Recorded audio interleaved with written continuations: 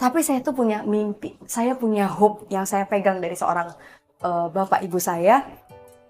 Ibu saya itu lulusan S3, SD, SMP, SMA.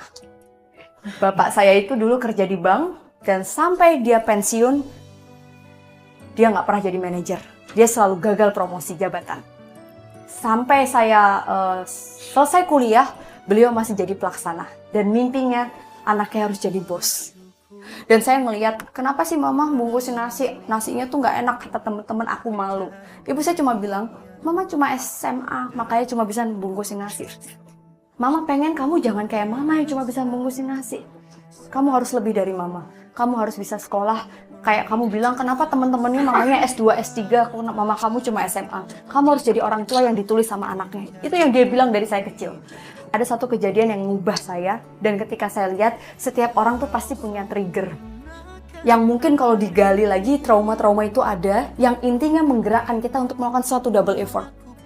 Ibu saya itu semua dilakuin sampai akhirnya dia sempat jadi kepala proyek, jadi mandor, dipercaya, dia nekat ngambil bisnis, pinjam utangan bank, properti juga, tapi kecil-kecilan, bangun rumah satu dijual gitu-gitu, ternyata ketipu sama rekan bisnisnya. Udah di saat itu Pak, uang pinjaman dibawa kabur. Kebetulan yang nipu namanya Pak Soleh, sayangnya dia nggak soleh. Saya tahu nih, perjalanan bisnis itu pasti ada ya Pak, ditipu orang gitu. Makanya saya tuh hari ini APDC ada nih yang mau jadi investor. Enggak, saya harus berdiri sendiri.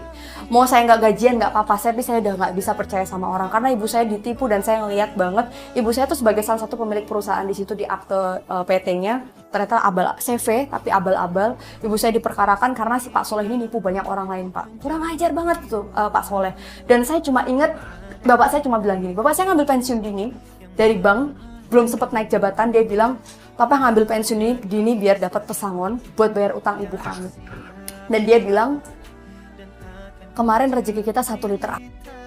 Dikumpulin, ibu saya nangis minta maaf, bapak saya cuma bilang, 1 liter ini tumpah karena Allah pengen kita rezekinya cuma setengah liter. Insya Allah lebih berkah, papa mulai dari nol. Papa bikin rumah kecil, yang papa jual, kamu tetap kuliah. Berapa kali saya bilang, papa, Ana mau cuti, mau bantuin papa kerja. Bapak saya cuma bilang, enggak, papa pengen ketemu kamu di Gerah Sabah, kamu nggak boleh nyerah.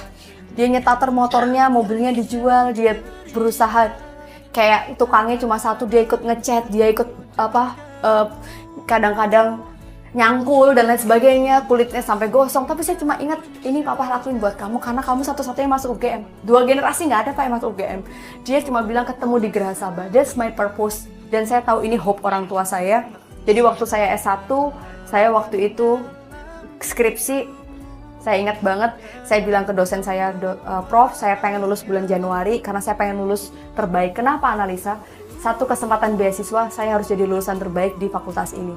IPK teman saya yang IPK-nya 394 tuh banyak Pak di psikologi. Jadi saya itu bukan karena saya paling pinter dan IPK saya paling tinggi, tapi saya start lebih awal dan saya berusaha lebih keras. Pagi skripsi saya kasih sambil KKN dibantu, sore saya ambil revisiannya, dan ternyata tuh jadi mental. Sampai hari ini, ketika akhirnya saya lulus bulan Januari saya yudisium, Februari saya wisuda, ada satu hope yang saya lihat di situ dan saya ngerasa terbayar banget. Bapak saya berdiri di sayap kanan, dia melambaikan tangan ketika saya dapat penghargaan dari Pak Rektor. Bukan masalah prestasi, tapi saya lihat, that's my personal reason. Seolah dia bilang thank you. Anaknya sebagai lulusan terbaik mewakili 1.800 dari Fakultas Psikologi UGM. Dan kemarin Bapak Ibu, alhamdulillah satu impian yang barusan tercapai. Ibu saya tahun lalu sakit, diabetes dan sempat nggak bisa jalan. Terus ibu saya bilang, mama kenapa nggak semangat berobat? Ibu saya cuma bilang, udahlah mama udah nggak bisa sembuh lagi karena stroke. Saya bilang, kalau mama sembuh mau apa? Mama yang ngajarin anak tentang hope dan purpose.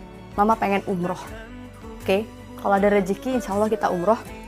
Bulan Desember ibu saya stroke, Januari, Februari dia berobat rutin, Maret tiba-tiba dia bisa jalan, dia nagih umroh Pak.